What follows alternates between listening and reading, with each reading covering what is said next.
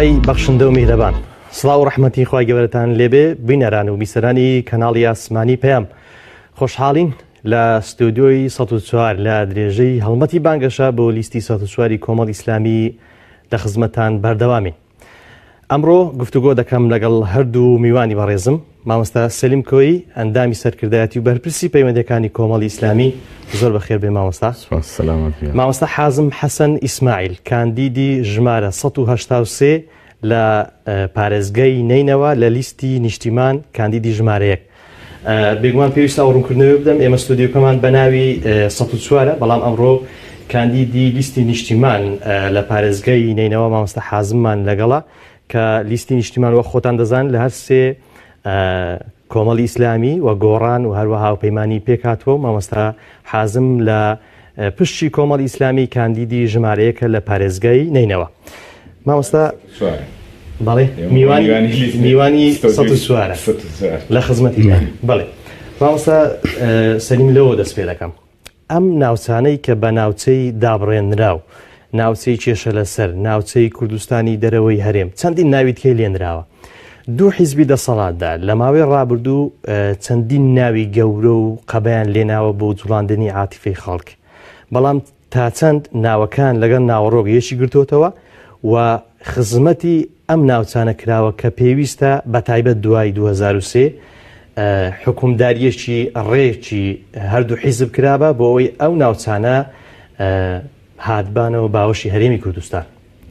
بەناوی خوای گەورە و میهرەبان، زۆر سوپاس بۆ دەرفەتە. دوعای سەرکەوتنش بۆ مامۆستا حازم دەخوازین. مامۆستا حازم پیاوێکی دیار و بەرجەستەی ئەو ناوچەیە و جێگەی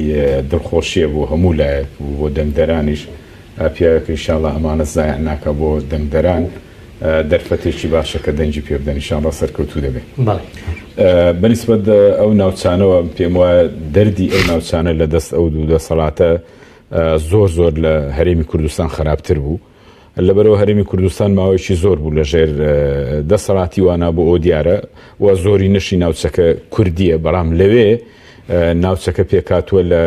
نەتەوەکانی تر عەرەب و تورکمان و ئاشووری مەسیحیەکان، یعنی حکمڕانی ئێوە زۆر جیاواز بوو لەگەڵ حکمڕانی ئێرە. ئەمان هەرچی دەرد و نەخۆشیە گواستیانەوە بۆیە و ئەوەش بەڵگە و دەلیلی لەسەرەوەی کە لە دوای نەمانیوان کەس لەو ناوچێ بۆیان نەگریە. هیچ کەسێک لە ڕاگەیاندن و لە سایتەکان و لە هیچ شوێنێک نەیگوت وەڵاهی ئەمانە حکمڕانێکی باشیان کرد و ئێریان بەجێهێشت، ئێمە زۆر بۆیان بەپەرۆشین. جگە لە خەرچێکی حیزبی ئەویش کە لەگەریان هاتوۆتە ئێرە، ئەگەنا هیچ کەسێک لەوێ تا ئێستا مۆژۆ نەتیجەکە لە بەرچاوی هەمووان دیارە، لە بەرچاوی هاوپەیمانی دیارە، لە بەرچاوی حکومەتی عێراقی دیارە و لە بەرچاوی نەتەوەکانی تر دیارە کە ئاهەنگیان جێڕابووە نەمانیوان بەداخەوە و ئەو حکمڕانی کە لێرە بە جۆرێک پینۆپەڕۆیان کردبوو کە یەک ئیدارە و یەک حکومەتە، بەس لەوێ بە ئاشکرا دوو ئیدارەی و دوو حکومەتی و دوو ئاسایش و دوو پۆلیس و دەرفەتێکی کراوەش بوو لە بەردەمی وان لەبەرەوە حکومەتی عێراقی مەشغوڵ بوو بۆ شەڕی داعش و کێشەکانی ناوخۆبەینی سوننە و شیعە. دەرفەتێکی زۆر کراوە بۆ ئەگەر بیان توانیان خزمەتی ئەو ناوچەیەکەن، بەڵام هەموو ئەو دەرفەتانیان لە کێشەی ناوخۆ و کێشەی نێوان نەتەوەکانە سەرف کرد کە بۆ نەهامەتی بە تایبەتی بۆ میلەتی کورد لەو ناوچانە، چونکە نەتەوەی کورد تا ئێستا تووشی ئەو کێشانە نەبووە لە ماوەی 100 ساڵی ڕابردووە، ئەوەندەی لەو 15 ساڵی ڕابردووە لەوێ توش بووە. چونکە ئەمان تا ئێستا وەکو مەخدوریەت نەتەوەی کورد هەست بە پەراوێز خراوە لەلایەن دەسەڵاتەوە، بەس لەلایەن نەتەوەکانیکەوە نەخێر. نەتەوەکان ئاشتی و برایەتی و هیچ کێشەیەک لە بینی نەتەوەکانە لەوێ دروست نەبووە. بەڵام توانیان ئەمە وێنایەکەیە کە تۆ باست کرد. ئێستا ئەوەی گرینگە لە ئێستادا هەڵبژاردن لە بەردەم ئەم خەڵکەیە کە لەم ناوچەیەدا نیشتەجێن و ئەم وێنایی باست کرد لە ماوەی ڕابردوو دوو حیزبی دەسەڵات کە دەیانتوانی زۆر شتیان بۆ بکەن نەیان کرد. یعنی دەرفەت لە بەردەم هاوڵاتیاندا چییە کە لە دەرفەتێکی زێڕیندا؟ وەڵاهی دەرفەتەکە ئێستا دەرفەتێکی زۆر باشە، هەم لە بەردەمی خەرچی هەرێمە لەمە بە تایبەتی ئەو ناوچەیەش کە ئەو پێویستی بە شێوازێکی حکومڕانیە بە دیدێکی نوێی باشە بۆ ئەو لایەنانەی کە دەتوانن لەوێ بتوانن حکومڕانی بکەن، دەنگ بەوانە بدەن. چونکە ئێمە تەماشا دەکەین لە ماوەی 4 ساڵی ڕابردووە، لە ماوەی دوای نەمانی ڕژێمی سەدامەوە ئێمە پێکدادان لە بینی ئێمە و ئەو لایەنانە نەبووە تا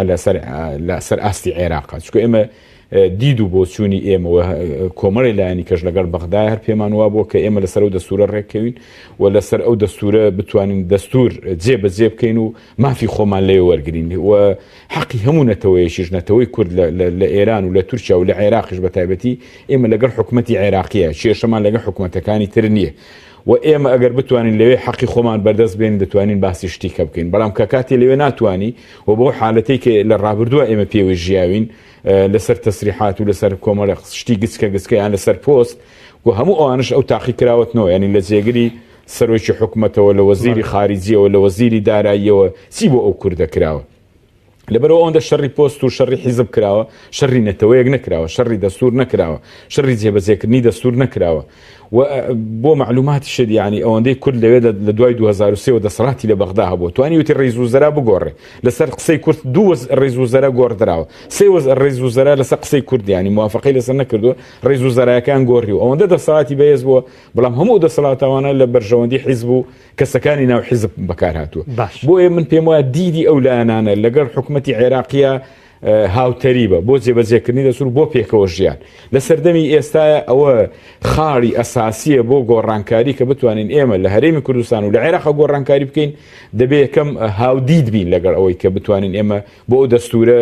جێبەجێکەین و ئەو لایەنانەش تەقدیری هەمووانە کرد هەتا هاوپەیمانیش هاتە سەرخەت کە کۆمەڵی ئیسلامی و بزوتنەوەی گۆڕان توانیویانە هەنگاوی باش بنێن لەسەر ئاستی عێراق بۆ جێبەجێکردنی و دەستورە باوەڕکە دەستخۆشیان هەبوو لەسەر ئاستی قونسوڵێ و لەسەر ئاستی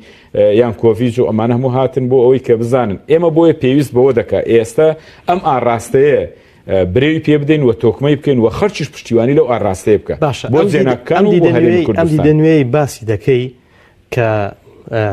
بەرامبەر حکومڕانی یان شێوازی حکومڕانی لە بەغدا هاتانە و شێوازی مامەڵەکردن هاتانە لەگەڵ بەغدا بە چ لایەنێکی ئیجابی دڵخۆشکەر بۆ هاوڵاتیانی هەرێمی کوردستان دەگەڕێتەوە بەڵام دواتر وەڵام بدەوە دەسمە لای مامۆستا حازم دووبارە بەخێربێی بە حکمیەوەی جەنابەت لەم ناوچەیەی کاندیدی لە پارێزگای نەوەینەوە لە لیستی ژمارە 183 نیشتیمان مەخمور دوای 2023 کەوتە دەست حکومڕانی کوردی بەڵام دواتر داعشی بەسەردا هات و دواتر حەشدی شعبی بەسەردا هات یعنی کۆمەڵێک گۆڕانکاری لەم ناوچەیە ڕوویدا چێ بەرپرس بوو لەوەی نەیتوانی ئەم ناوچەیە بە کوردی بهێڵێتەوە و حکومێکی جوان حکومێکی ڕەشید بکە خەڵک لەوێ هەست بکە کە کوردە بسم الله الرحمن الرحیم هەروەکو مامۆستا فەرمووی هەموو ئەو نەخۆشیانەی کە لە هەرێمی کوردستان هەبوو لە پاش 2023 گوازراوە لە بۆ ئەو منتیقەی ئێستا پێدرێن 140 جێناکۆکیان چێشە لەسەر بە هەموو جیاوازیەکانی کە هەبوو بگرە بە زۆر خراتریش چونکە بەڕاستی ئێمە لە پێش 2023 لەو منتیقەی خۆمان برین مەخمور و ئەو مادەی 140 ئێستا کە پێدەگوترێ هیوایەکمان هەبوو کە ئەگەر ڕۆژێک لە ڕۆژان حکمی باسی نەمینێتن حکمی خۆمان و خۆماڵی کوردی بێتن دڵی شکاوی ئەو خەڵکەی چا بکاتەوە بە شێوەیەک دەست بەسەر هەمووان دابینیتن وەکو یەک مامەڵەیان لەگەر بکات ئەم هیوایە چی لێ هات ئەو هیوایە هەرزوو کرا قوربانی حزب هەموو ئەو کارە ناشیاوانەی کە حزب دەیکرد بە جیاکاری لە نێوان ئەندام و نەئەندام و کەسی بێلایەن و بەلایەن و بۆ بابەتانە وای لێ هات سەبر ئەو خەڵکەیە ئەو هیوایی بەرەو کزی چوەتە ئاخیری ئەو هیوایە نما وای لێ هات کەوا خەڵکە کەبیتن لە ئەو حکمەی کە هەیتمان بەناوی کوردی لەگەر ئەوەی کە پێشتری هەبوو بەناوی باسی چ جیاوازیەکی دەبینین تەنیا لەوەی ئەوە بە کوردی قسەی دەکاویش بە عەرەبی قسەی دەکاتن بەشێک لە خەڵکی گەیشت بۆ ئەو قەناعەتەیە لەبەر ئەوەی ئەو دەیدیت مەسەلەن لە پێش 2023 کەسێکی کورد دانیشتووی شاری مەخمور ئەگەر بێت و خانیەکی بکڕیبایە زەویەکی بکڕیبایە بە پارەی خۆی بەناوی نەدەکرا تعینات نەما لە بۆ کوردی تاکید لەوە بکەوە یعنی کەسێکی دانیشتووی مەخمور کورد بەێ کە پارچە زەویەک لەنێو مەخمور کە بە خاچی کوردستان ناسراوە ئەمە بەستم پێش 2023 بەڵێ بەناوی نەدەکرا بە کۆمەڵک هەنجەت هەتا وای لێ هات کە هەر تاکەک لەو کوردەی کە لەو منتیقەی دەژیا هەستی دەکرد بەوەی کەس خاوەنی هیچ شتێکی نییە غەیری ئەو نفوسەی نەبیتن کە لە بەرچیتی ئەوەش دەستکاری تەبان ناکرێتن بەڵام پاش 2003 هاتنی دەسەڵاتی کوردی لە بۆ ئەو منتیقانە بدایەت خەڵک گەشتبین بوو بەڕاستی بەڵام سەبر هەستی کرد کە تەعینات داهاتە گۆڕێ دەبا ئیلا بە ئیتیجاه و لایەنێکی حزبی بیتن ئەگەنا تەعینات نەبوو خەڵکەکی یەکجار زۆر لەبەر پێویستی و لەبەر نەداری والی هات ناچار بیتن ئینتیمالە بۆ حزبەکی بکاتن هەتا بچی تەعین بیتن خەڵکەکی واش هەبوو حزبی بوو تەعین بوو دەوامی نەدەکرد لەبەرەوەی حزبی بوو کە بە مستەلەحی عام ئێستا پێ دەرێن بندیوار کە بندیوار بەبێ حیساب هەیە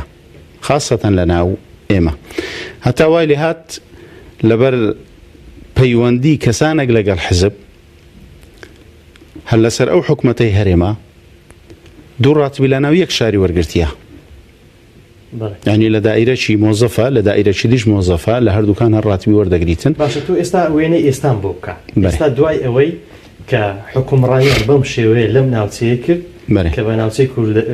کوردستان ناسرا بوو ئێوە هیواتان بەوە هەبوو کە کەتنە ژێر دەسەڵاتی کوردی و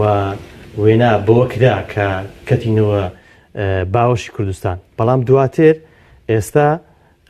چێ لەوێ حکوم دەکا وە سەبەبی ئەم شکستەی کە لەم ناوچانە بەسەر کوور دەهات لە ئەستۆ چێدایە بەێ ئەوەی ئێستا حکم دەکا لە مادەی 140 طبعاً حکومەتی عێراقیە ئیدی ئەو بەشەی کە ئەمە تێدا جێنشینین کە منطقەی مەخمورە عایدی پارێزگای مووسڵە ئێستا وەکو ئیداری شورتە ئیتیحادیە پۆلیسی فیدرالی دەکا وەکو دەسەڵاتی ویە زائدەن پۆلیسی محەلیش هەیە بەڵام ئەو بەرزترە لە تەصنیفی هێزەکانی عێراق وەکو حکومڕانی ئەوان حکومڕانی دەکەن وەکو ئەوەی کە دەسەڵاتی کوردی ئەوەندە شەڕەی کە لەگەڵ داعش کرا لە مەنتیقەیمە شەڕەکی یەکجار زۆر بوو خەڵکەکی زۆری شەهید کرا خەڵکەکی زۆریش بریندار بوو خەڵکەکی زۆریش هەر ئاوارە بوو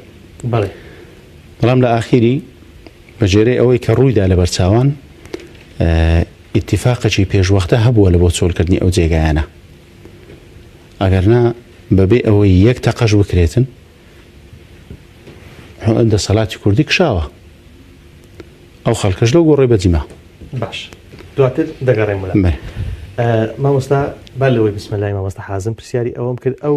دید و بۆچونەی ئێوە هەتانە کە بەڕێککەوتن لەگەڵ حکوومەتی ناوەن و بەگەڕانەوە بۆ دەستور و جێبەجێکردنی ئەو مادانەی کە لە بەرژەوەندی هەرێمی کوردستاندان چێ گۆڕانکاریەک لە ژیانی هاوڵاتیانی هەرێمی کوردستان ڕوو دەدات بە باری ئیزابی وڵام پێم وایە یەکەم حالەتی دروستبوونی هەویە تا ئێستا هەرێمی کوردستان بە جێناوکانیشەوە ئەمەی بە بەشی کوردە پێی دەگوتری هەویەی نییە نازانە ڕوو لە کوێکە سەر بە کوێ چێ ئیدارەی دەکا چێ تەمیری دەکا بڕۆ مامۆستایان و موچە خۆرانی ناوچە جێناوکان سەر بە چێن ینی چێ تەعینی کردووە چێ موچەی دەداتێ ئەمجا ڕوو لە کوێکە نیوەی لێرە تەعینە نیوەی لەولا تەعینە ئەم پێم وایە ئەو ئاڕاستەیەکی دروستە لەگە حکوومەتی عێراقی ئێمە بەغدا و ئەو دەستورە بەی کەس نازانین بەی خۆمان نەزانین بە تەوافقێک دروست بووە لە دوای نەمانی سەدام و خۆت دەبێ لەسەر شتێک ڕێککەوی ئەو دەستورەیە کە هەمومان ئۆکەیمان بۆ کردووە و بەڕێمان بۆ ئەو دەستورە کردووە نابێت لەی پێشیمان بووە چێش پێشێلی دەکا دەیبڕی فلان لەهەن پێشێلی کردووە ئەمە من پێم وایە ئەو ئاڕاستەیە لە ئێستادا لە خزمەتی خەڵکی هەرێمی کوردستانە بە کۆمەڵە پێوەری یەکەم ئێمە حەقمان لەسەر عێراقەکە موچە بنێرێ حەقمان لەسەرەوە بودجەی بۆ هەرێمی کوردستان دابین کە بۆی دابین دەکا بەڵام دەبێت ئەو دەنگە ناڕزایی ناشازە لێمان گەڕێکە و خەڵکیش ئەو دەنگە وەکو بڵێ دەنجی پێ نەدا کە هەموو جارێ لەسەر کۆمەڵە شت یانیەکە دێ بدرێ لە بودجەی 2017 ئەندام پەرلەمانەکان بە کۆی دەنگ بودجەیان تەزدیق کرد کە حەقی هەرێمی کوردستانیش بێ لێرە سەرروکی حکوومەتی ئێمە نامانەوە و ئێمە بودجەی خۆمان هەیە و پارە نادەین و ناینێرین و تۆ ئێمە دەبێت ئەم دەنگە نەهێلی چکە ئەم دەنگە وای لەوە کرد کە خەرکی هەرێمی کوردستان لە بەردەمی خەرکی هەرێمی کوردستانە لە بەردەمی دەنگدەرانە چکە ئەو دەنگەی کە پێی وایە بۆ ئێمە لەگەڵ عێراق توانین مەدارکەین ئەو دەستورە جێبەجێکەین دەنگ بەوە بدە ئەم پێم وایە گرفتمان بۆ دروستان لە ڕابردوش گرفتمان بۆ دروستان بوو خاوەنی نەوتی خۆشمان دەبووین خاوەنی بودجە و داهاتی خۆشمان دەبووین هی عێراقیشمان هەبوو و هەموو ناوچەکانی کوردستانی ژێستا ئاوەدان دەبەوە بۆ معلومات حکوومەتی عێراقی مەبلەغێکی زۆری تەرخان کرد بۆی ئاوەدانی ئەو جێ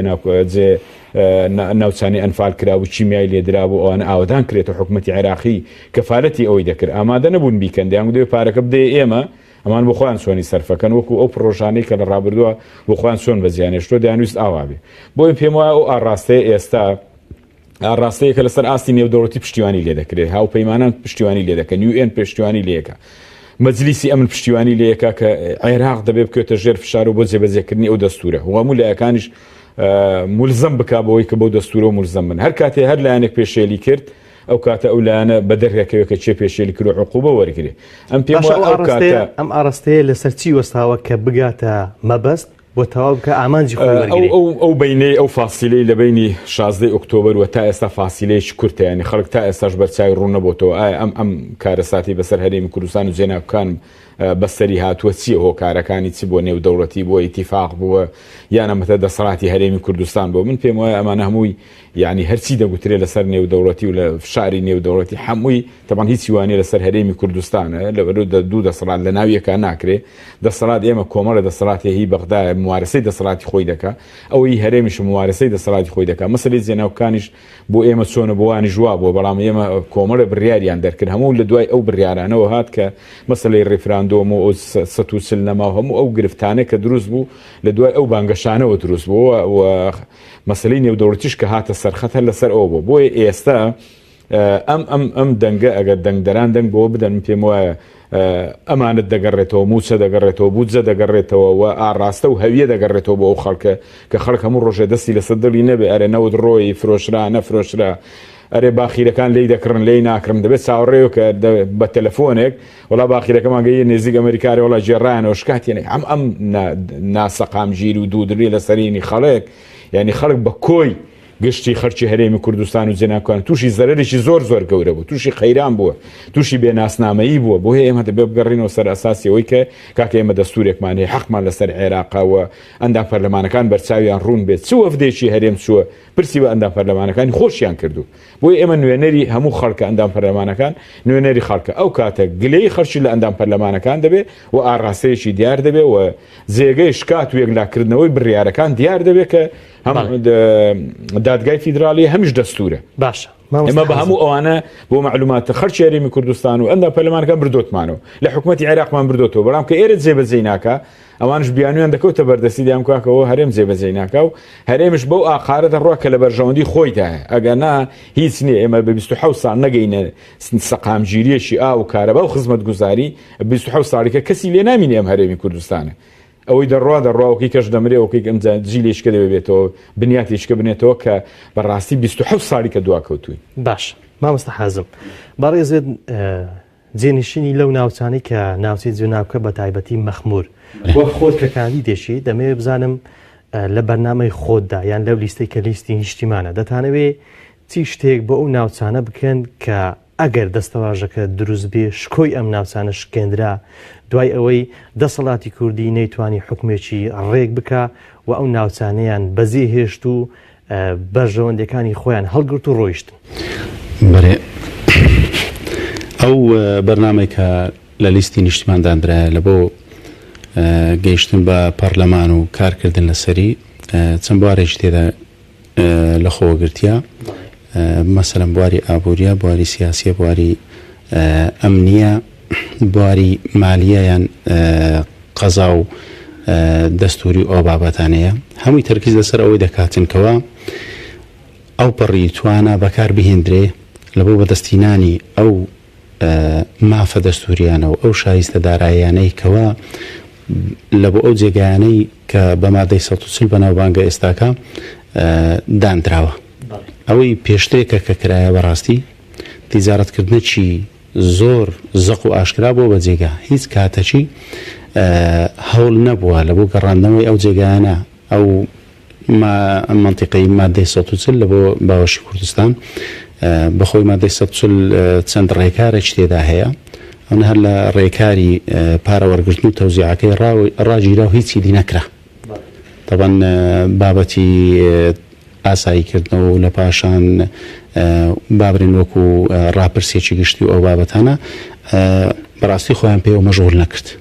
بمعنى چی هۆکار ینی من دەمەوێت بێتەوە بۆ خەڵکی کە خۆت لەم ناوچەی وە لە نێو گرفتەکاندا ژیاوی چی هۆکارە بۆی ئاسایی نەکردێتەوە لێرە حکوومەتی هەرێمی کوردستان حکوومەتی عێراقی تۆمەتبار دەکات کە بەوەی شۆڤینیە حکوومەتی عێراقیش باز لەوە دەکات کە حکوومەتی هەرێمە بە شێوازێک مامەڵی کردووە کە ڕێگر بە لە جێبەجێکردنی مادەی ١٢ ئەو مادەنی کە تایبەتە بۆ ئاساییکردنی ئەو ناوچانە خۆی تەقسیرێکە لە هەردوو حکوومەتیدا هەیە حکوومەتی هەرێم لەبەر ئەوەی فترەشی باش دەست ڕۆیشتوو بوو لە 2003 تا 2017 لەو منتیقانە ئەو منتیقانە لە بۆوی بەسەبەب ئەو داهاتە گەورانەی کە تێیدا هەبوو لە نەفت و غاز و بابەتی ترەوە لە بۆوی وەکو ئیلتیزام نەبوو ئیلتیزام لەسەر حکوومەتی عێراقی بوو لە کۆمەڵک شتەوە بەڵام داهاتەی زۆرش لە بۆ حکوومەتی هەرێم داهاتەوە حکوومەت بەخۆی دەیبرد یان ئەوەتە کەسانی بەرپرس و دەست ڕۆیشتوو لە جیرفانی خۆیان دەنا بەو شێوەیە دەڕۆیشت حکوومەتی بەغداش بەسەبەبەوەی کە زەعیف بوو مەشاکلێکی زۆری هەبوو ئەو منتیقەیە لە بۆوی دەست لێدانی دروستکردنی مشکلەی تێدا بوو هەوەکو دیتمان و بەبەرچاوان هەمووی دیار بوو هەرکە تێچێبیانەوەی ئەو لایەنەیە یەکلا بکەنەوە گە لایەنی عسکەری تێدا بیتن شەڕی گەورەی لەسەر ڕوودەداتن دەبی ئیلا بە لایەنێکی دیبلۆماسی باورێنیان سیاسی دەستوری بیتن ئەو شێوەیە وای لێ هات کەون بوو هەر ئەوها لەسەر ڕۆیشتن هەتا گەیشتە ئەو کاتەی کەوا بەغدا هەستی بە قووەتی خۆی کرد هەرێمیش بەرەو کزی و لاوازی چوو بە سەبەب ئەو قەیرانی دارایی و مەسەلەی ڕیفراندۆم و کۆمەڵک لەو بابەتانە ئیدی ئەو دەستی خۆی بە پێشێ خست و بە حیسابی خۆی کارەکەی خۆی جێبەجێ کردیە باشە دواتر وەڵام بدەوە لە ئێستادا کە بارودۆخەکە ڕوونە کە شێ هۆکار بووە و خەڵکی ناوچەکەش دەزانن چی هۆکار بۆ بۆەوەی ئەم بارودۆخە بەم شێوازەی لێبێ هاوڵاتیان لە بەردەم دەرفەتێکدان و دەمەوێت وتەی جەنابدووکو کاندیدێک وەربگرم و هاوڵاتیان چیان لەسەرە کە لە ئێستادا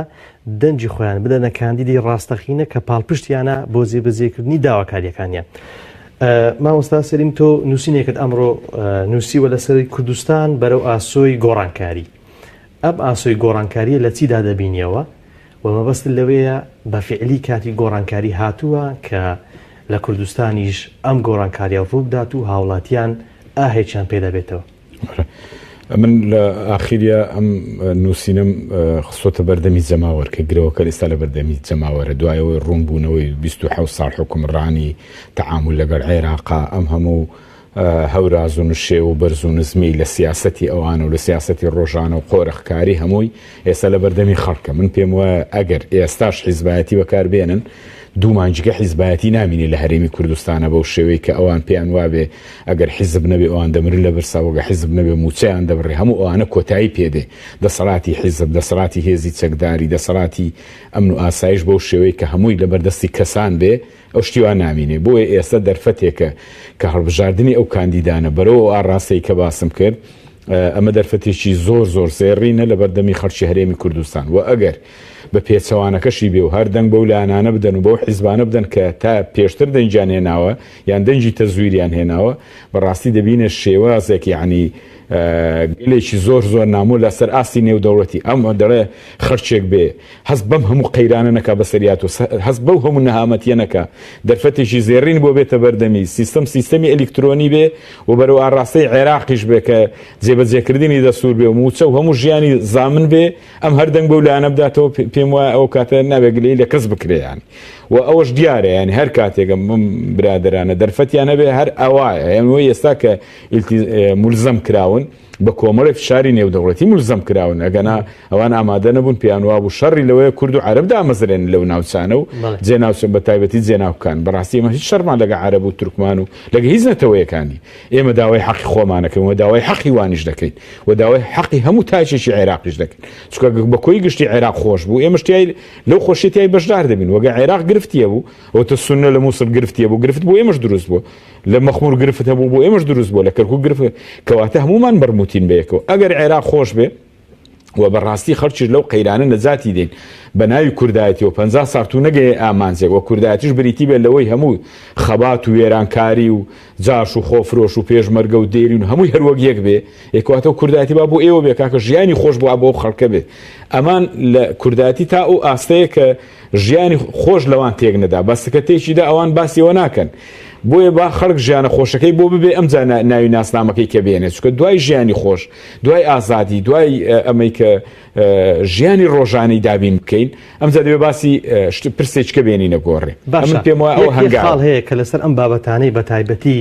ئەو لانەی کە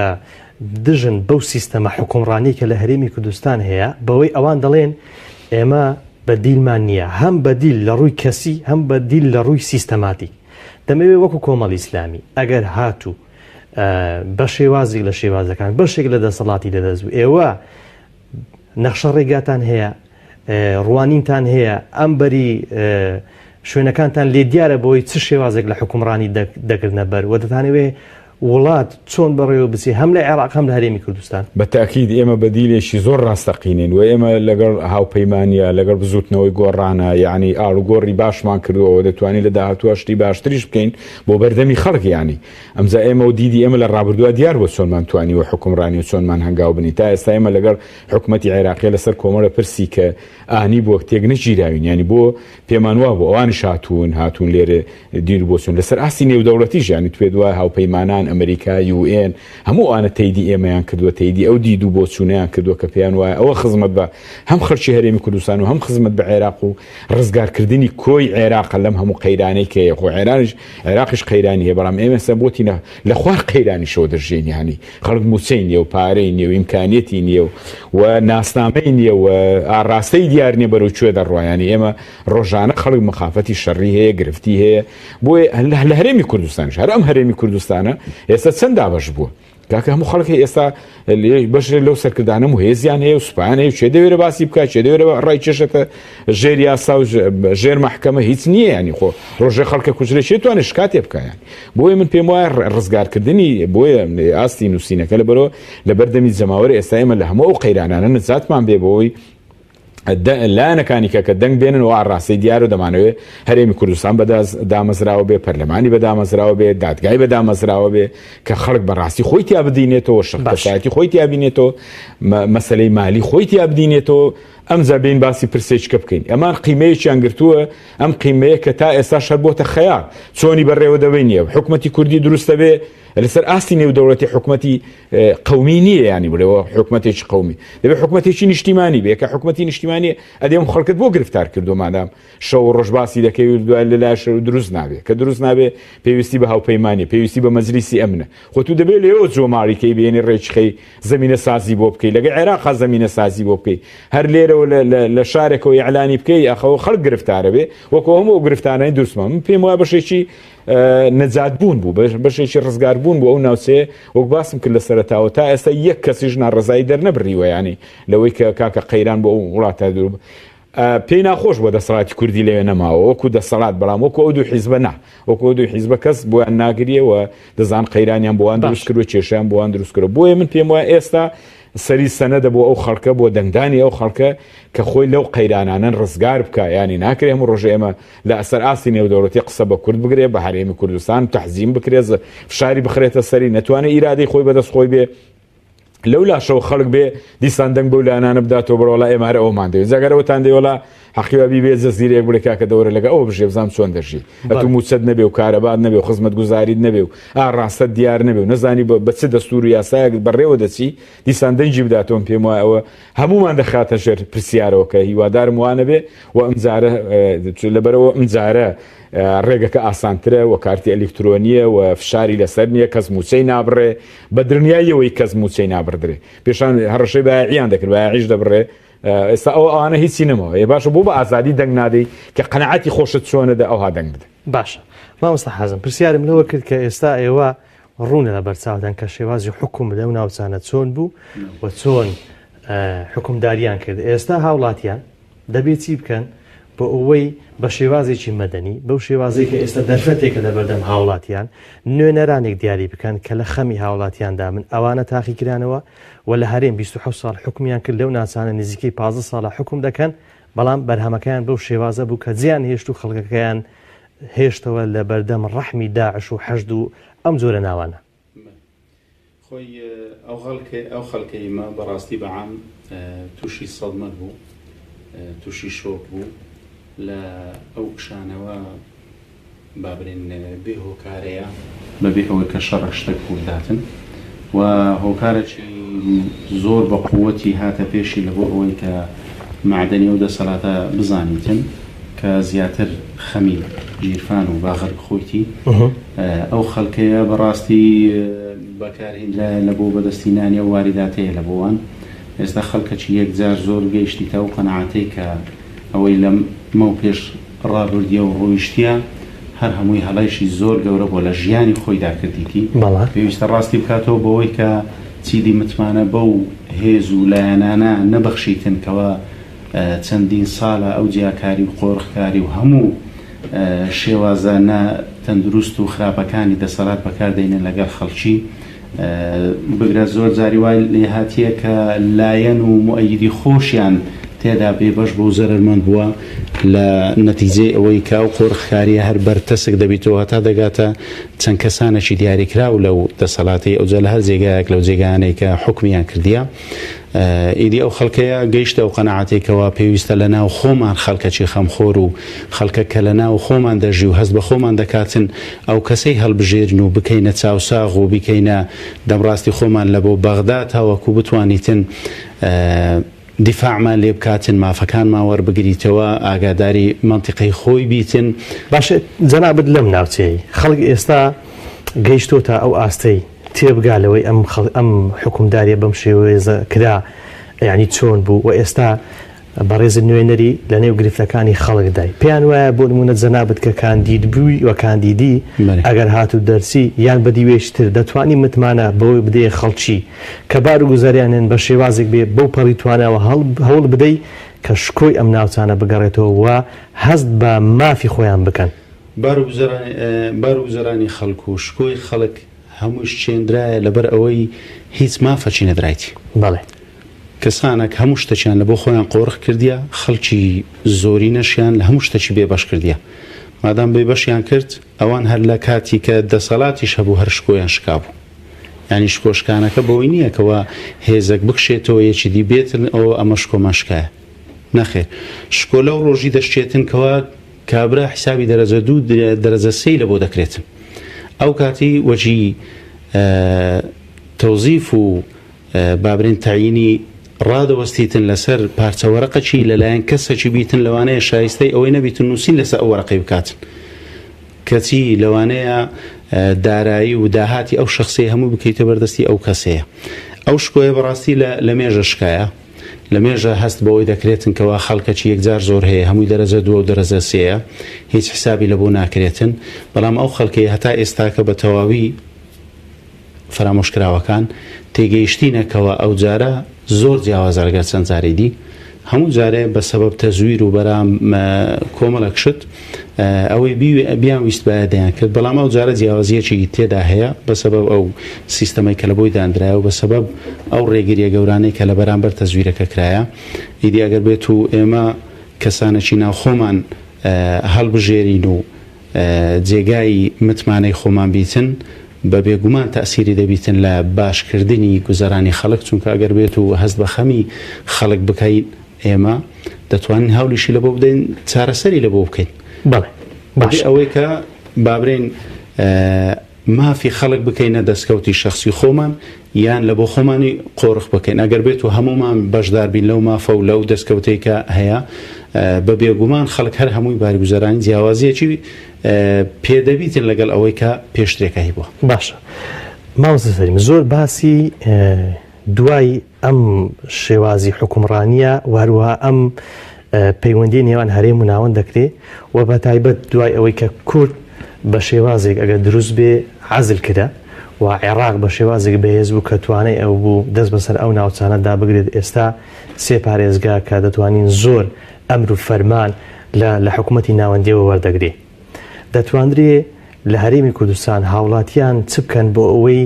تیمێکی بەهێز لە بەغدا هەبێ ئەم جارە شەڕ لەسەر مافی کورد بکات نەک شەڕ لەسەر پارە پۆست کەسی حیزبی وا دامنرێت کە تەنها خۆی و حیزبەکەی لێ دیاربی نەک نەتەوەیەکی گەورە کە لە دواوەتی بەتاکید مامۆستا محەممەد ینی لە دوای هەڵبژاردنەکان کۆمەڵە پرۆژە هەیە ئەو جێبەجێ دەکرێت و ئەم پێم وایە ئەگەر بیانوێ خەڵک دەنگ بدەنە پارتی یەکێتی بۆی زیاتر عقوبە بدرێ ینی عقوبەکان دەیخۆن چکۆ لەبەرەوە ئەو ئیتفاقانەی کە ڕاوەستاوە لە چاوەڕێی هەڵبژاردن و دروستبوونی حکوومەتی عێراقی دەکات لەسەر مەسەلەی پێشمەرگە ئەوە دیاری کراوە تهدید کراوە چەند پێشمەرگە و دەبێتە بەشێک لە مەنزومەی دیفاعی عێراقی مەسەلەی ئەمن و ئاسایشی هەرێم ڕێخستنەوەی موچەخۆران هەموو ئەوانە ڕێخستنەوەی موچەی موچەخۆران هەموو ئەوانە حکوومەتی عێراقی چاودێری دارایی دێتە ئێرە یعنی ئەمانە کۆمەڵە پرسی گەورن کە ڕاگیراوە لە دوای هەڵبژاردنەکان و ئەمان ئۆکەی بۆ حکوومەتی عێراقی بکرێت کە حکوومەتی عێراقی دروست بوو ئەم پێم وایە ئەو کاتە دەست بە جێبەجێکردنی دەرە ئەمجا ئەگەر کورد لێرە خەڵکی هەرێمی کوردستان نوێنەری باشی بێ بە تاکید بە حالەتێکی ئیجابی ڕوو لە هەرێمی کوردستان دەکاو ئەو وەچانە دەگۆڕێ ئەو نەزرێ دەگۆڕێ لەسەر هەرێمی کوردستان بە تاکید پێشەوەی حکوومەتی عێراقی عقوبەی ئەمانە بدا خەڵکی هەرێمی کوردستان عقوبەیاندا بۆەوەی کە نەیانتوانی و حقوبەکەشەرەوەی کە نەیانتوانی و دەنجی پێنەدا دەنجێشکە بنێرێتەوە ئەم دەنگە بۆ ئاڕاستەیەم بۆ دەبێتە خزمەت بۆ خەڵکی هەرێمی کوردستان و خەڵکی هەرێمی کوردستان لەو قەیرانانە ڕزگاری دەبێت ئەگەنە هەموو ئەو بڕیارانە بە زیادەوە لەسەر هەرێمی کوردستان جێبەجێ دەبێت و ئەوەش ڕاگیرا کە خەڵک زۆر باسی دەکرد مەسەلەی موچە کە پارەکەیاندایە ئەوە ئەمە کاتێ بۆ ماوەی 2 مانگ بوو و ناویشی نەنا موچە عەبادی ناوینا بودجەیەکە لەبەردەستی سولفەیەکە لەبەردەستی هەرێم بۆی پوارەکە تەوزێکە و ئەمەش بە جۆرێک بوو لەوەی کە فشار لەسەر هەرێم کرا بە مقابلیان دەشتی کە بۆ ماوەی 2 مانگ دوای 2 مانگەکە دەگەڕێتەوە سەر وردبینی چاودێری دارایی و هەموو ئەوانە ڕێک دەخرێ بە پێی یاسا و بە پێی دەستوری عێراقی ئەمانە ڕێک دەخرێ و حکوومەتی عێراقی فشاری لەسەرێ و هاوپەیمانیش فشاریان لەسەرەتی بۆیە من پێم وایە ئەگەر بکەوینە بەردەمی ئەوەی کە خەڵک دەنجی بەوەدایەوە دیسان دەکەوینە بەردەمی 2 عقوبەی کە ینی هەم عقوبەی وان بدرێ بۆای دەنگدانی ئێمە و دیسان هەرێمی کوردستان تووشی گرفت دەبێ یان بە تاکید ئێمە خەڵکی هەرێم نوێنەریکەی دەبێ ئەو کاتە لە بەرژەوەندی خەڵکی هەرێمی کوردستان دەبێت لە بەرژەوەندی عێراق دەبێت و ئاڕاستەی هەموو شتەکان دەگۆڕێ هەموو ئەوانەی کە دانراوە وەکوڵێ ئەگەر دژی هەرێمی کوردستان بێ پوچەر دەکرێتەوە ینی چکە ئەوانە جێبەجێ دەبێ ینی لەسەر پارتی یەکێتی جێبەجێ دەبێت بە تاکید لەسەر و دەسەڵاتە جێبەجێ دەبێت کە لە ماوەی تقریبا لە دوای 2004ەوە ئەوان هیچ ئامادەیەکیان نەبووە هیچ هاوکاریی حکوومەتی عێراقیان نەبووە لەبەرەوە ئەمانە بوو زۆرێک وایان کردو کە ئێمە بەرەوجیایی دەڕۆین و بەرەو سەربەخۆی دەڕۆین تەمەن هەمووش خەیاڵ بووە هەر سەربەخۆیەک پێویستی یەکەم شت بە مەجلیسی ئەمن هەیە دووەم شت پێویستی بە حکوومەتی عێراق هەیە پێویستی بە هاوپەیمانی هەموو ئەوانە دەبێت ڕازی بن ئەمجار بێ وڵاتانی دەوروبەریش ڕازی بن ئەمجار تو دەتوانی جۆرێک لە سەربەخۆی هەنێ ئەوش مەرحەلەیە گەربیکەی بەڵام ئەوان ئەو بازە گەورەیان کەدا پێیان وا بوو فەزایەکە و خەڵک جنسی و هەوی خۆی سووتان ویان لە خەڵک کردبوو کە ئەوش ئەسلی نەبوو یانی خۆ بخۆشیان دەیانزانی کە ئەوان ناکرێت چکە هەموو هەویەک دەبێت بگەڕێتەوە سەر ئەساسی خۆی لەکوێ دروستەکرێ ینی هەویەی دەوڵات لەکوێ دروستە بێ مەجلیسی ئەمن دروستیەکە هەموو وڵاتانەی کە دابەش بوون دروستکراون چێ دروستی کردو مەجلیسی ئەمن و ئومەمی متحیدە بۆیە من پێم وایە ئەمە دەرفەتێکی زۆر زۆر زێڕینە لە بەردەمی خەڵکی هەرێمی کوردستان ئەگەر نیگەرانیەکانی ڕابردوو پێی وابوو کە گۆڕانکاری ناکرێت لە سەتا هەفتای وابوو چکە ئەوان دەستکاری دەنگدانیانە کە دەستکاری سندوقخانیانە کرد ئەم جارە هەموو ئەوانە ڕێ لێ ژیراوە حکوومەتی عێراقی 100 ملیۆنی بەم سندوقەداوە بۆی بتوانێت ڕێ لە تەزویر بگرێیانی ڕێ لە ڕێژەیەکی زۆری تەزویر بگرێت کە نتوانن تەزویر بکەن ئەگەنا خەڵکیان لە ئێران و تورکیا و سووریا و دێنا لێرە دەنگ بدا ئەمجا خەڵکە بۆ 20 دەنجی داوە ئێستا هەموو ئەوانە ڕێ لێ دەگیرێ دەنجێکی حەقیقی بۆ ئەو خەڵکە دەمێنێتەوە کە بتوانێت دەنجی خۆی بدا و دەنگەکەش بریتی بێت لە گۆڕانکاری هەروەگەوە وەک جاران نەبێت چکە من وەک باسم کە دەکەوێنە ژێر پرسیارەوە 27 ساڵ نەیتوانێت کارەبات بۆ توجیسان دەنجی بدەیەوە ئەمە دەبێت خەرچێک بێ ینی چ بیرکردنەوەیەک بێ من پێم وایە لەسەر ئاستی نێودەوڵەتی دەکەوێنە ژێر پرسیارەوە ینی ئەم بەرامبەر بە حکوومەتی عێراقیش ناتوانێت هەنگاوانە بنی ئێمە وەزیری بەرگریمانە بۆ وەزیری خارجیەمانە بۆ جێگری ڕێز و زەرامانە بوو کاکە چ کراوە ینی هەمووی حکوومەتی عێراقی نەویستوە بیکە ئەدی بۆ ئێستا دەوێ بیکە ئەدی بۆ ئێستا دەوێت بودجە بنێرێ بۆ دەوێت نەوت بنێرێ بۆ یارمەتی تو دەدای بۆ ئەو کاتە نەویستووە کەوا تو وەرت نەدەگرت تو نەدەویستە بێت دەیگوت کاکە من نەوت هەبێ و لێرەوە بڕوا و پارەی خۆم بۆ خۆمەرێت دەکێ هەموو خەڵکی هەرێمی کوردستان بەرامبەر هەر بەنەوتەکەی کاکە چەند ڕۆیوە لە تاچی ئەم میلەتە پرسە بزانزانێت چەند ڕۆیوە دەزانێت داهاتەکەی چەندە دەزانێت داهاتەکەی لەکوێ لە ماوەی 27 ساڵە خەڵک دەزانێت ئێستا ڕەسیدی ئەم هەرێمی کوردستانە چەندە چەندمان قەرزارین هەردێن قەرزارە لە شو قەرزاری نازانین لەکوێ داهاتمانەیە نازانی جا بۆیە من پێم وایە ئەموانە قەیرانی گەورەن و ئێمە کەوتۆتینە بەڕاستی بەردەمی گۆڕانکاریەکی گەورە بوونەوەی داهاتوومان دەناو خەڵکە ڕۆی ینی ئەوەی ئەنفالە ڕۆی ئەوەی شەیدانە ڕۆی هەمووی بەخەفەتەوە مردیانی ئەمجا ئێستا تو بتوانی گۆڕانکاری بکەی و بەبێت تەزویر ئێکاکە خەرچیکە بۆ نایکایانی باشە پێم وایە ئەوەش خەرچی کەشەیە ینی ئەمە لایەنەکانی کە هەیە و هاوپەیمانی هەیە زوتنەوەی گۆڕان هەیە کۆمەڵی ئیسلامی هەیە دەتوانێت ئامادە بۆ لایەنی تریشەیە ئامادەیە بەڵام پێویستی بە دەنجی خەڵکە چکە پشتیوانی خەڵک زۆر گرنگەوەی دواتر دەرفەتێکت دەدەم کە دوا دەرفەتە من کاتی کەم ماوە ماوەسە حازم ئێستا خەڵک لە بەردەم بەرپرسیارەتێکی گەورەدایە بە تایبەت لەو ناوچانەی کە ناوچەی کێشە لەسەرن و بەو شێوازە هەتا ئێستا ڕۆیشتووە لەمەوێ پەیامی خۆت وەکو کاندیدێک لەو ناوچانە و بە خەڵک ڕابیگەێنی کە لە بەردەم چ بەرپرسیارەتێکدان ئەگەر هاتوومتمانە بە مامۆستا حازم درا چ شێوازێک لە گۆڕانکاری لەم خەڵکە لە بار گوزەرانی ئەم خەڵکە ڕوو دەدات خیتابێک کە ڕوبەڕووی هاوڵاتیان بێ زۆر چەک من دەڵێم ئەو بەرپرسیارەتێ ئێستا کامە هیتمان هەم ئاینیە هەم ئەخلاقیە هەم نەتەوایەتیە ئەوەی ڕوویدایە لەمە پێش هەر هەمووی دیارە کەوا هەڵە بووە لەبەرەوەی شتی ڕاست دەرەنجامی ڕاستی لێ دەکەویتەوە بەڵام هەڵە بە بەردەوام هەر هەڵی لێ دەکەویتەوە قەت ڕاست نابیتەوە ئێستاکە هەموو خەڵکی ناوچەکانی ئێمە بە گازاندنە لە دەسەڵاتی کوردی من پێیان دەڵێم ئەو گازاندای خۆتان هەر هەمووی خڕکەنەوە ڕۆژی 12 باەنە ناو سندوقی ئەو کەسانە پێ سزا بدەن کەوا ئەو بارەیان دروست کرد و پشتیوانی ئەو کەسانە بکەن کەوا دەتوانن بارەکەی ڕاستکەنەوە و سوودتان پێ بگەین ئەگەر وامان کرد وا دەگەینیتن کە ئەمە ئیستیفادەمان کردیە و پندمان وەرگرتیە لەو ڕووداوانەیە کە ڕوویدایە ئەگەر وەچی پێشترێکەکەی لێ هاتەوە بەمعنە بەڕاستی ئەوە پێویستیمان بە 27 ساڵی دی دەبی هەتا دەرسەشی دی وەربگرینەوە هەنجینێکەش گومان دەکەویتە سەرمان ئایا ئیستیفادە لێ دەکەن لەو دەرسەیان ئیستیفادە لێ ناکەین جا بەڕاستی من وەکو خۆم ئەگەر بێت و متمانە بەدەست بینم ئەو کارانەی کەوا پێشترێکە بە گەندەڵی و بە دزی و بەدەست بە سەداگرتن و بە قۆڕخکاری و بە خراپ بەکارهینانی دەسەڵات کرایە هەر هەمووی دەبیتە کاری من لە بۆ پێداچوونەوە و چاودێریکردنی لە چارچێوەی کاری پەرلەمانتاری کە یاسادانان و چاودێریکردنی کاری حکومەتە لە خاڵی چاودێریکردنی حکومەت دەتوانین و دەسەڵاتمان هەیە کەوا ئەو مافانەی لە بۆ خەڵک دادەندرێتن لە ناوچەکانی مە و لە ناوچەکانی تریش بە دوواداچوون بکەین و لێپێچینەوەش بکەین لەو کەسانەی کەوا قۆڕخکاری ویان گەندەڵی ویان دزی ویان ڕەشوە بەرتیل و ئەو بابەتانە تێدا بەکاردەین باڵێ دەست خۆشی ماوەسەریم کاتم زۆر کەم ماوە تەنها دوو خولەک لەسەر ئەوەی ئەم ئاسۆیەی کە بەرەو گۆڕانکاری دەڕوا کۆمەڵ ئیسلامی ڕۆلی تێدا چی دەبێ بە تایبەت لەوەی کە ئێوە سێ ئەندامی پارلەمانتان هەبوو لە عێراق دیارە چیان کرد و لە میدیای عەرەبی ناوەخۆی و لەسەر ئاستی عێراق بە پەرلەمانتاری چالاک ناسران و بەرگری باشیان لە خەڵک کرد ئێستا کۆمەڵ ئیسلامی لەکوێی کارکتەری ئەم گۆڕانکاریانەدا دەبێ بۆ عێراق و بۆ هەرێمی کوردستان بە تایبەت وەڵای ئێمە داینەمووی ئەو ئاڕاستەین ئەوە هەوڵمان زۆر داوە پێش ڕێفراندۆمی شەوڵماندا لە ڕابردوو شەوڵماندا سەردەمی مامۆستا عەلی باپیریش کە ئێمە پێگەی ئێمە دەتوانین پێگەی هەرێم لە عێراقا بەهێز دەبێەوە داوای مافەکانی خۆمان بکەین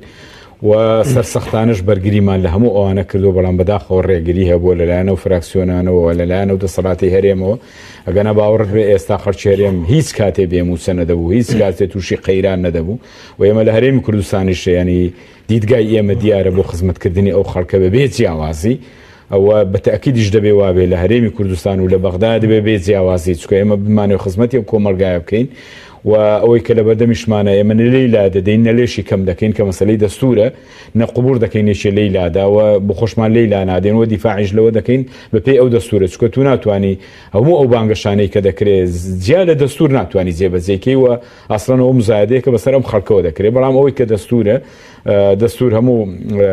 عێراق خەڵکی عێراق متفیق بۆ نێودەوڵەتی لەسەری متفیقن هیچ و ئیشکالیشی تیانێ لەوەی کە ئەم حەقی خۆمانە بۆ خەڵکی هەرێمی کوردستان وەرگرین بە هەموو ئەوانەی کەتیایەتی بە خەڵکی هەرێمی کوردستانی شەوم پێم وایە بۆ ئاڕاستەی سەقامگیری هەرێمی کوردستان پێم وایە دەنگدانە بەو لایەنانەیان بۆ ئاڕاستەیە کە خەڵکی هەرێمی کوردستان خۆی تیا دەبینێتەوە سەقامگیری تیا بەرقەرار دەبێ هەم هەرێمی کوردستان و هەم لە عێراقیشە و جیا لەوەش بەڕاستی ئەو درەڕاوچێ و ناجێگیری و بارودۆخی هەرێمی کوردستان لە ساڵانی ڕابردووە لە حکومڕانی و لە پێش حکومڕانیش هەرچی قەیرانەوە بەسەر ئەم هەرێمی کوردستانە ئەگەر هەمووشی نەوێ بەشێکی زۆری کە لە ئەنجامی سیاسەتی هەڵی خۆمانە تووشمان بووە. زۆر بەڕێز مامۆستا سەلیمکۆیی ئەندامی سەرکردایەتی بەرپرسی پەیوەندیەکانی کۆمەڵی ئیسلامی مامۆستا حازم حەسەن ئیسماعیل کاندیدی ژمارە 1 لە لیستی 183 لیشتی نیشتیمان لە پارێزگای نینەوە زۆر سوپاس کە لەگەڵمان ئامادەبووی. سوپاس بۆ هاوکارانم سوپاس بۆ ئێوەی خۆشەویست تا بەرنامەیەشتر بەخوای گەورەتان دەسپێرم خواتان لەگەڵ.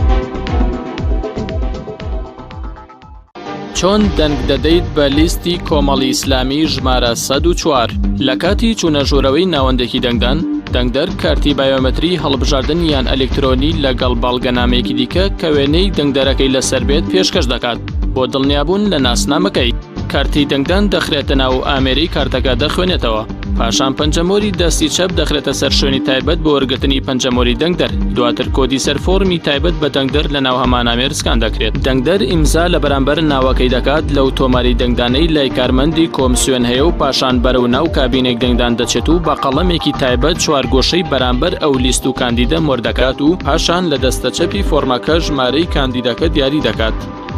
لە بەردەم سندوقی دەنگدان دەنگدەر پەنجە گەورەی دەستی ڕاستی واتە پەنجەی شایەتمان دەخاتە ناو مەرەکەب و دواتر فۆرمی دەنگدانەکەی دەکاتە ناو سندوقەکەەوە بەم جۆرە پرۆسەی دەنگدان بەسەرکەوتووی کۆتایی دێت. کۆمەڵ ئایندەیە دەنگ بدە بە لیستی ژمارە 104. باوەتان لێ دەکەین دەنگمان پێ بدەن با بێکەوە دادگەری بچەسپێنین تۆڵی خۆت بسێنەوە لەو کەسانێک کە ئێمەیان بەم ڕۆگەیان کار بکەم بۆ چاککردنی گوزەران و دۆخی خراپی ئابوو. ئەرچی گەورەمان ڕێگریکردنە لە گەندەڵکارە داکۆچی دەکەم بۆ جێڕانەوەی شایستەدارەکانی خەڵکی کوردستان. ئەزمموی پێشومان شاهیدمانە لە هەرکوێیەک گەندەڵیەک هەبوو بێت لە دژی وەستاوین. پارێزەری مافەکانی ئێوە دەبم بۆ بازرگانی بە دەنگەکانتانەوە ناکەم بە بەرژەوەندی ئێوە لە سەروی هەموو شتێکەوە دادەنێم. یەک دەتەوێت ڕاستیەکان بزانی و کار بکەین لەسەر شەفافێتی داهاتی ئەم وڵاتە. ئامادەم لە پێناو خەون و خاکی ئەم گەلەدا بەردەوام تێبکۆشم لە سەرگەری یاسایی بەدەستهێنانیاندا. سەرکەفتنا من سەرکەفتنا هەژارایە شکەستنا من سەرکەفتنا وڵات فروشە و حەرامخۆرە و گەندەڵکارایە. زەمانی سەقامگیری شاری کەرکووک ئاشتەوایی نیشتیمانیە. داوەکو دەنگمان بیستراو بێت دەنگم پێ بدەن بۆ ئەوەی بوێرانە نوێنەرایەتیتان بکەم و داکۆچی لە خواست و مافەڕەواکانتان بکەم. نوێنەرێکی ڕاستگۆ و ڕاستەقینەت دەوێ لە بەغدا بۆ دەستەبەری مافەدارایی و یاسایی و دەستوریەکانت دەنگ بدە بە کاندیدەکانی لیستی کۆمەڵی ئیسلامی.